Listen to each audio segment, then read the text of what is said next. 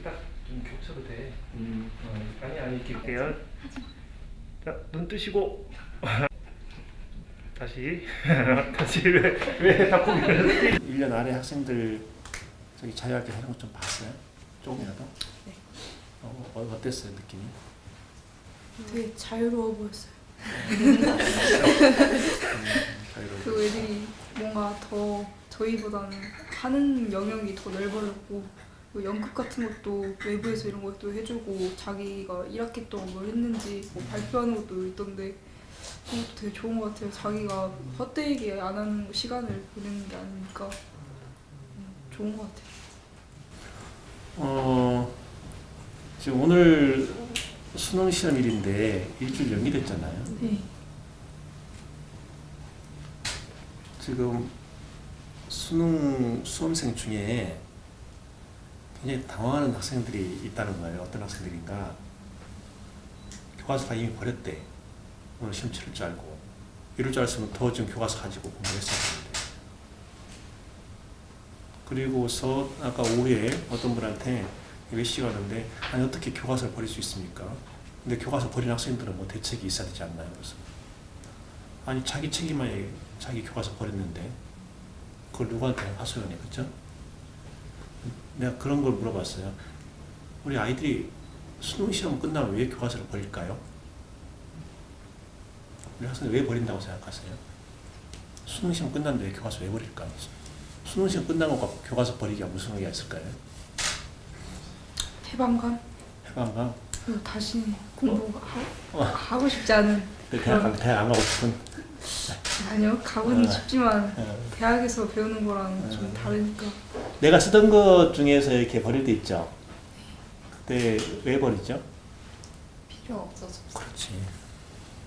더 이상 필요 없으니까.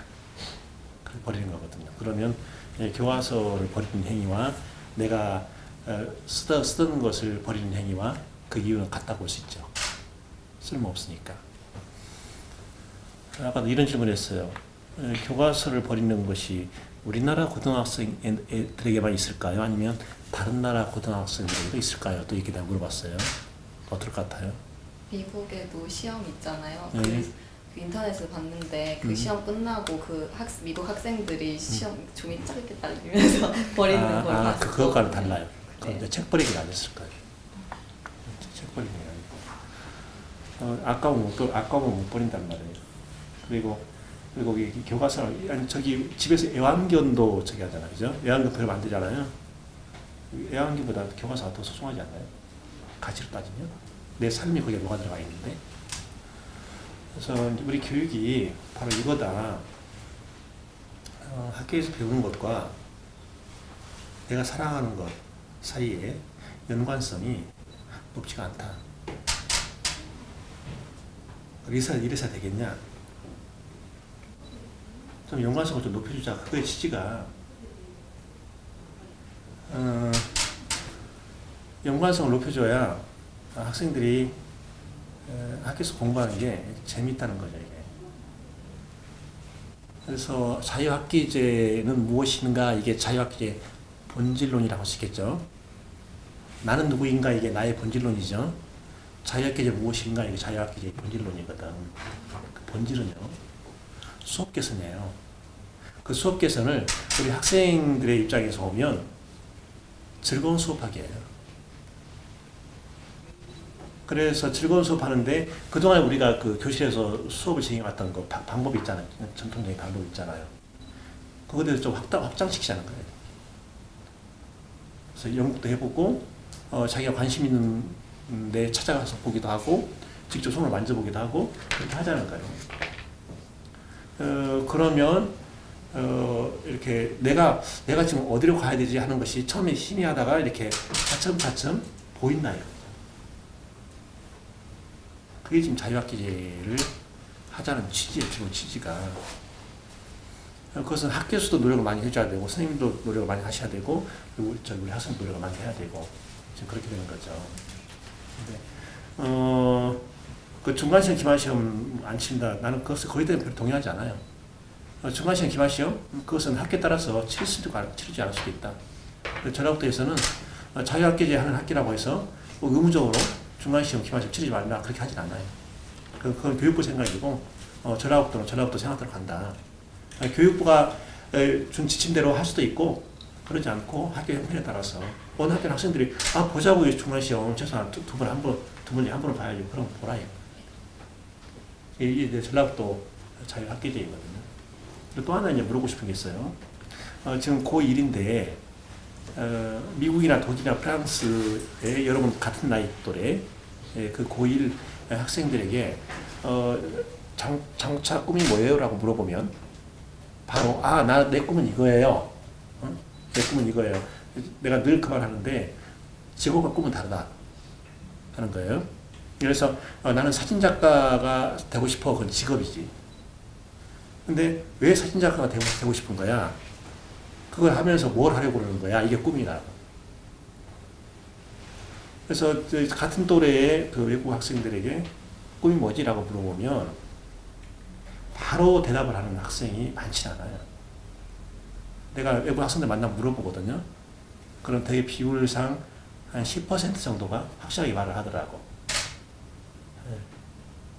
이런 식으로 하잖아요. What do you wanna be? 이렇게 물어보잖아. 그러면 그것을 이렇게 딱 설명하는 학생이 많지 않고 졸업반, 그 다음에 졸업반. 그런 게 어느 정도 조금 그림을 그리기 시작하더라고. 근데 졸업반이고 상당히 좋은 대학에 이미 입학이 확정됐음에도 불구하고 아직 모르겠어요 하는 학생들도 적지 않고 그렇더라고요. 마지막 부분을 내가 특히 강조해서 한 목적이 있어요. 지금 희미하다, 잘 모르겠다. 그걸 이상하게 생각하지 마시라. 그게 정상이다라는 거예요. 그 말 하고 싶어서. 지금 인류 역사라는 쪽 보세요. 고대 사회가 있었잖아요. 그리고 중세, 그리고 근세, 현대력이 넘어오잖아요. 근데 이것은 그 역사가들이 구획하는 그 시대 구분이고 모든 나라가 이런 단계를 거쳤다 이렇게 또 말할 수는 없어요. 그래서 대한민국에 중세가 있었냐 없었냐 이렇게 물어보면 선뜻 대답 못한단 말이에요. 그래서 중세하면 뭐가 생각나요? 중세하면 뭐가 생각나? 영주, 장원, 농노 이런 생각나죠? 그러면 그런 의미의 중세가 우리 한민족사에 있었나요? 그러죠? 네. 어쨌든 그렇게 하고 그 다음에 이제 그 현대로 들어오면서 산업혁명이 일어나고 그래서 산업사회가 들어서고 신민혁이 먼저 시민혁명이 일어나고 시민사회가 들어서고 그 다음에 그 공업이 급속도로 이렇게 확장이 되면서 새로운 사회, 시민사회, 산업사회를 이렇게 넘어오면서 산업혁명이 일어나는 거죠. 산업이 일어나고 그 다음에 다시 이제 현대가 정보사회로 갔다가 그 다음에 후기 정보사회로 갔다가 그 다음에 거기서 넘어서 가지고 4차 산업혁명 이렇게 나가잖아요. 그런데 그 변혁기마다 이렇게 쭉 있는데 그 어느 순간에도 변하지 않은 건 있다는 거예요. 인간 삶의 본질은 변하지 않았다. 그거예요. 나라는 존재 소중해. 더불어 살아가야 돼. 그리고 우리는 그 정의를 추구해야 돼. 뭐 이런 것 인간 삶의 본질 있죠. 이런 것들이 변한 건 아니에요. 그러면 변한 건 뭐가 변했냐? 인간이 자신의 삶을 갖고 나가는데 구체적으로 하는 일이 많이 변한 거예요. 그동안에 계속 해왔던 일을 버리게 되고 새로운 일을 하게 되고 이런 거예요. 그러면 이 시점에서 이제 4차 산업혁명 시대 한번 볼까요? 얼마 전에 그 외국의 어떤 분이 나한테 자료를 보내줘서 이렇게 쭉 읽어봤 동영상 쭉 봤어요. 봤는데 거기에 그 말이 나오더라고. 2030년까지 이 말같이 2017년이죠. 2030년까지 뭐가 생기냐? 로바티처가 생긴다는 거예요. 그 로봇이 그 교사를 한다는 거예요. 근데 이 교사가 다른 교사가 아니고 튜터를 한다는 거예요. 그 로봇이 가정교사를 한대요. 그래가지고 로봇을 내가 딱 갖다 놓잖아요. 그럼 로봇하고 대화를 하는 거예요.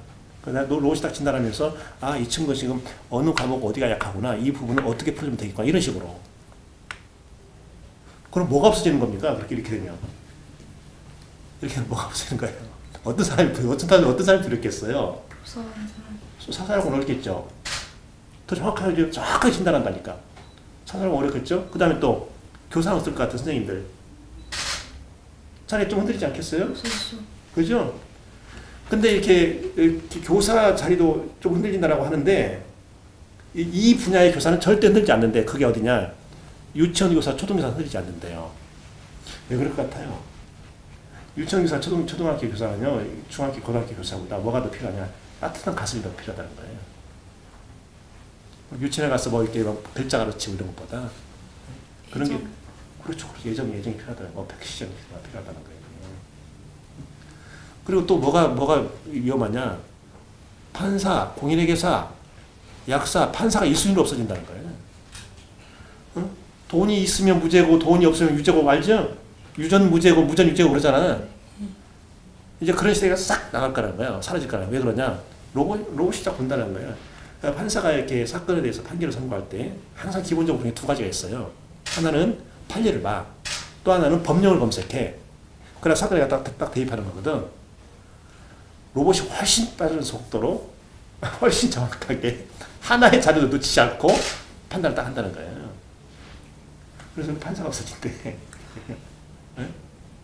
그럼 어떻게 되겠어요? 우리가 하는 일은 뭐겠어요? 그러면 그 로봇이 절대 따라오지도 못할 흉내도 내지 못할 영역이 뭐가 있겠습니까? 우리 학생 생각하기에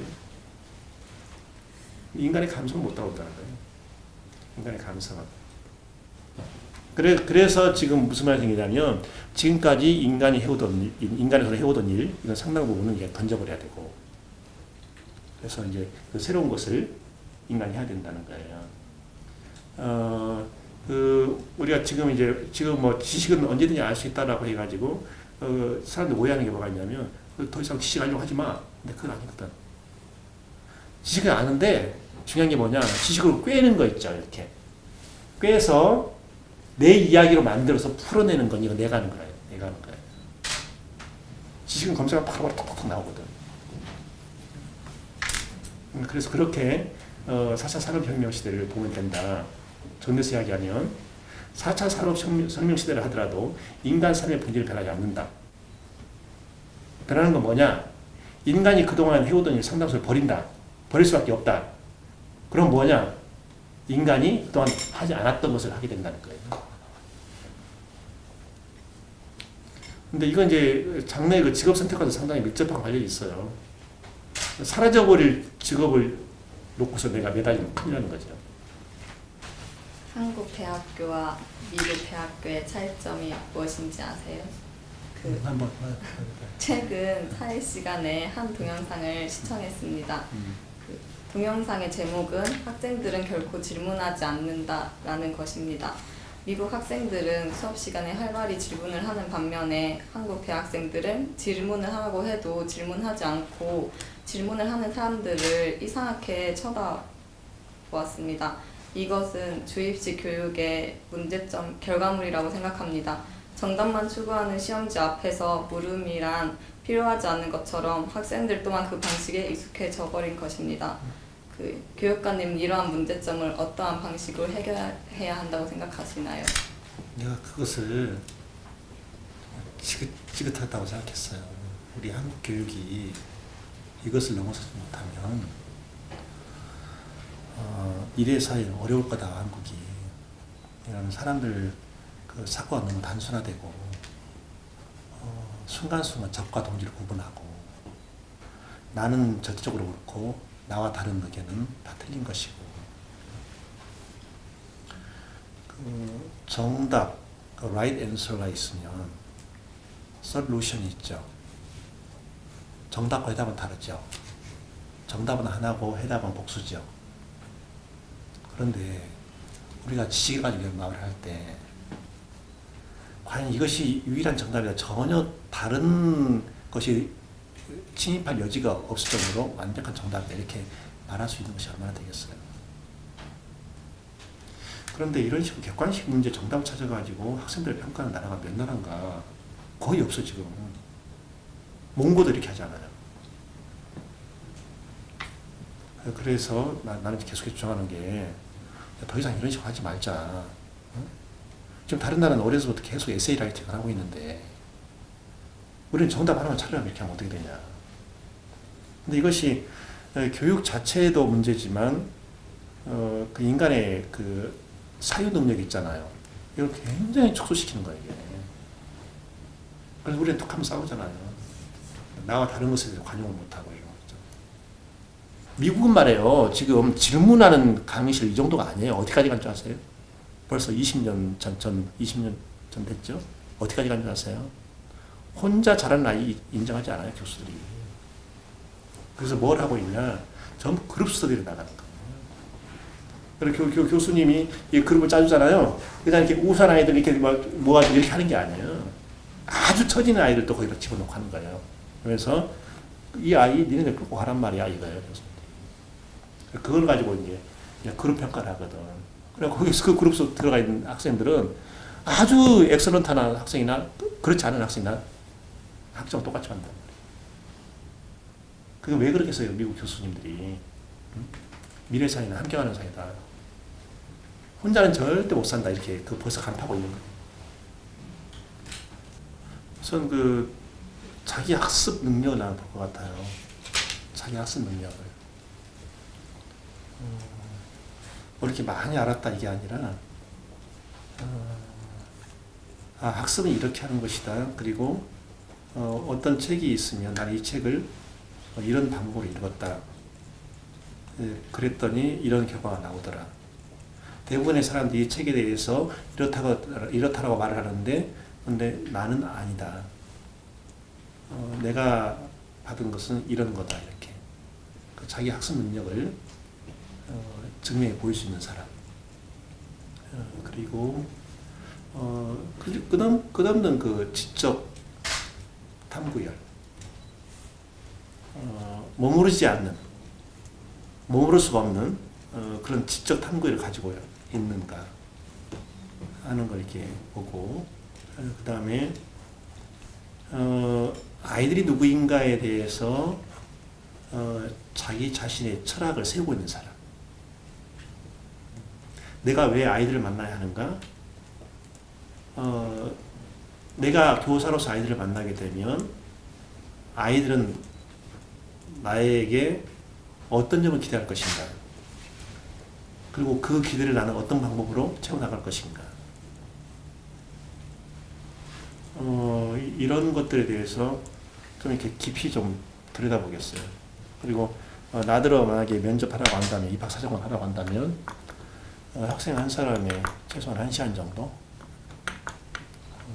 그래서 며칠 하더라도 이렇게 좀 인터뷰를 그냥 깊게 좀 하고 싶어요. 그래서 정말 그 교사로서의 적격성, 품성을 갖추고 있는 사람이 사범대 또는 교대에 입학할 수 있도록. 공부를 잘하니까 교사할 수 있다, 그건 아니잖아요. 그래서 그 적격성, 품성이 없지만 공부를 잘하는 사람은 또 이제 자기 적격에 맞게 좀 학과를 선택하면 되는 것이니까. 그리고 이렇게 인간 사랑이 의식 속에 몸에 배어 있지 않는 사람은 사실은 교사를 하면 안 돼요. 특히 그 차별의식 강한 사람들 있죠. 그 사람들 교사하면 안 돼요. 상처 주거든. 교사는 상처를 주는 존재가 아니라 상처를 씻어주는 존재.